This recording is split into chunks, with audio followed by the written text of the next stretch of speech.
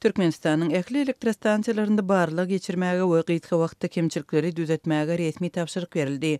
Bu tapşyryk bir kenç bilen bilelikde Türkmenistanyň prezidenti tarapyndan vitse-premier Diýadybay Amangeldiýewe berildi. Türkmen Döwlet Habarlar Agentliginiň maglumatyna görä prezident Gurbanguly Berdimuhammedow vitse-premieri elektroenergiýa gullyklaryny gyş mövsümine taýýarlamak barada ençimedek tapşyryk berenligini emma eýäm ýanwar aýynda ençime ýagdaýlarda elektrik üçinçiliginde hem howpsuzlyk tehnikasynyň düzgünlerinde kemçiliklerin goý berilenligini 2 fevralda aýdypdyr. Azatlyk radiosy güz gyş mövsümi başlanaly bäri ýurdun paýtagtynda we regionlarynda elektrik togunyň we ýyladyşyň üçinçiliginiň ýygyderli keselenligi barada ençimegedek habar beripdi. Azatlyk radiosydyň soňky hepdäniň dowamında Daşoğuz vilayatynyň azyndan birnäçe etrafynda elektrik togunyň keselenligini habar berdi. Hususan da Daşoğuzda ýanwaryň soňky günlerinde howa aýazly bolup gijelerine 20 gradusa düşen wagtynda elektrik togu kesilip durdy. Şunyň bilen bir wagtda mekdeplerde okuw ýatyryldy, hojalyk mallary gyryldy.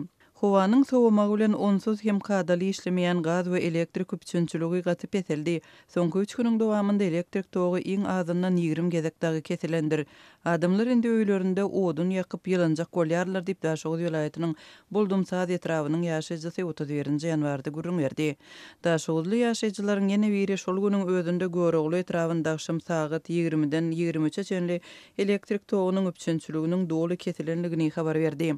Elektrik togu etraf merkezinde hem ýok, şäheriň hiç ýerinde ışık ýanmaýar. Ýürüýti köçeler aýlanyp gördüm, svetoforlar işlemeýär diýip Göregli etrawynyň ýaşaýjysy aýtdy.